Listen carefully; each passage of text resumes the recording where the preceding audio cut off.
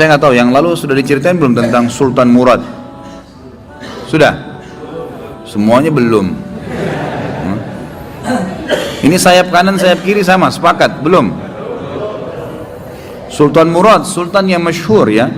Beliau yang memiliki anak yang bernama Muhammad, dan Muhammad bin Murad terkenal. Beliaulah yang mendapatkan nasib yang luar biasa dari Allah diberikan kepada Sultan Muhammad Murad ini, karena beliau mendapatkan fadilah hadis Nabi SAW yang berbunyi, kalian pasti akan membebaskan Konstantinopel dari kekufuran, akan masuk Islam. Maka sebaik-baik pemimpin, ya pemimpin pada saat itu, dan sebaik-baik prajurit yang sama bersama dengan dia. Dari zaman Uthman bin Affan, Ali bin Abi Thalib, dari zaman Yazid bin Muawiyah, banyak upaya-upaya dari pasukan muslimin menyerang Konstantinopel, tapi tidak pernah berhasil. Subhanallah, di zamannya Muhammad bin Murad ini, yang waktu itu umurnya 25 tahun, kurang lebih tahun Masehinya 1453 Masehi. Pada saat itu dia membentuk pasukan dan akhirnya menembus benteng Konstantinopel. Dapat fadilah, maka diberikan julukan Muhammad Al-Fatih. Tapi bukan Muhammad bahasan kita, saya cuma tambahkan informasi itu. Ayahnya Sultan Murad. Sultan Murad II diistilahkan, karena ada Sultan Murad I. Sultan Murad II ini ada tradisi dia yang sangat bagus gitu.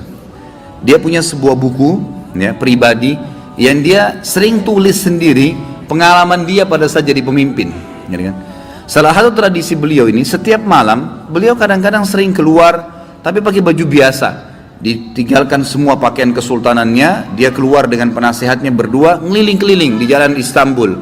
Liling-liling lihat, beli makanan di pinggir jalan, berbaur sama masyarakat, dengerin keluhan mereka. Ada orang yang sakit dibantu, ada yang butuh bantuan, fakir miskin dibantu, dia tahu.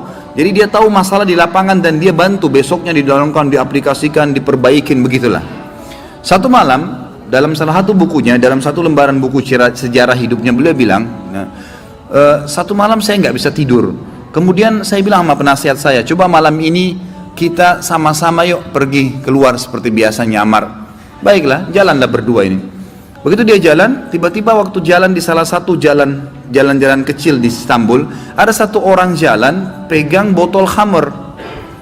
Pas depan Sultan Murad, subhanallah, dengan hikmah Allah kepleset orang itu, jatuh, kendi khamrnya pecah, mati tiba-tiba. Di tempat mati orang itu. Waktu mati, biasanya kalau ada orang seperti ini jatuh tiba-tiba, umumnya kan banyak orang yang datang melihat ada apa keadaannya. Waktu itu Sultan Murad tiba-tiba datang dengan penasihatnya, lihat, diperiksa, sudah meninggal orang, diperiksa urat nadi lehernya tidak, udah mati orang ini. Tapi anehnya, nggak ada satu orang pun yang lulalang itu mau lihat, nggak mau ditengok, nggak mau dilihat gitu. Langsung kata Sultan Murad, wahai muslimin, ini ada orang mati, gitu kan? Nggak ada yang nyaut.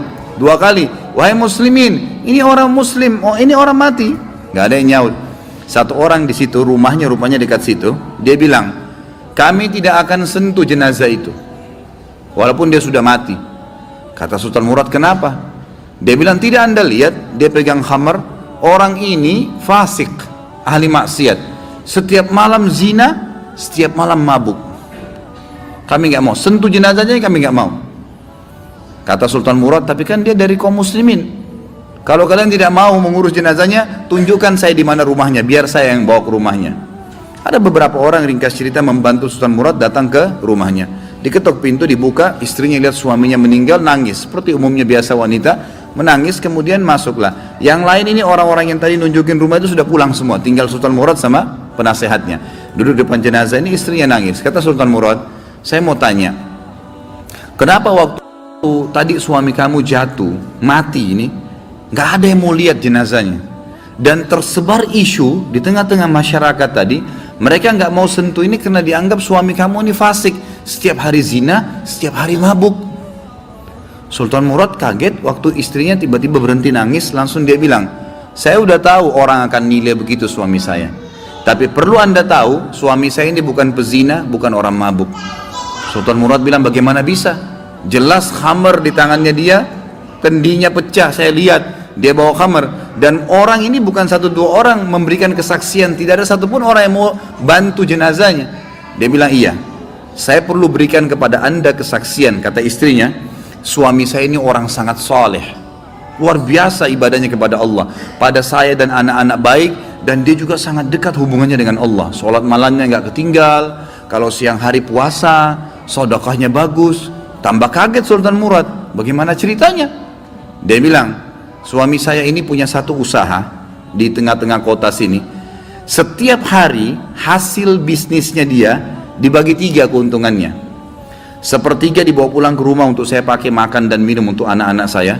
Sepertiga lagi, sepertiga keuntungan diberikan botol khamr, berikan minuman keras, dia bawa pulang ke rumah, dibuang di WC. Dia nggak minum, dibuang di WC.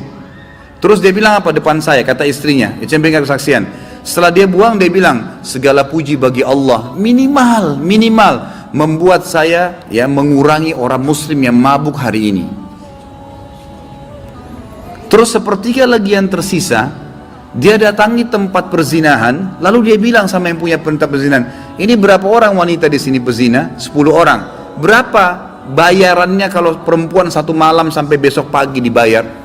Kata si punya tempat sekian, dikasih sama dia, sepertiga untungnya nih, 10 orang ini semua saya booking malam ini, tutup tempat kalian. Ini sudah milik saya, sudah dapat uang kan? Gak ada perzinahan, tutup. Dia pulang ke rumahnya. Orang pikir waktu dia masuk ke kios khamr, beli khamr, dia minum. Orang pikir waktu dia masuk tempat zina, dia berzina. Padahal sebenarnya dia malah suruh tutup. Dia pulang, kata istrinya, lalu dia bilang, segala puji bagi Allah yang minimal membuat saya malam ini memberhentikan beberapa anak muda muslim zina. Bayangkan, pernah nggak kita terfikir buat perbuatan begini? Nggak terlintas. Tapi karena kedekatannya dengan Allah, Allah bukakan dia jalan ibadah yang tidak masuk di akal kita gitu.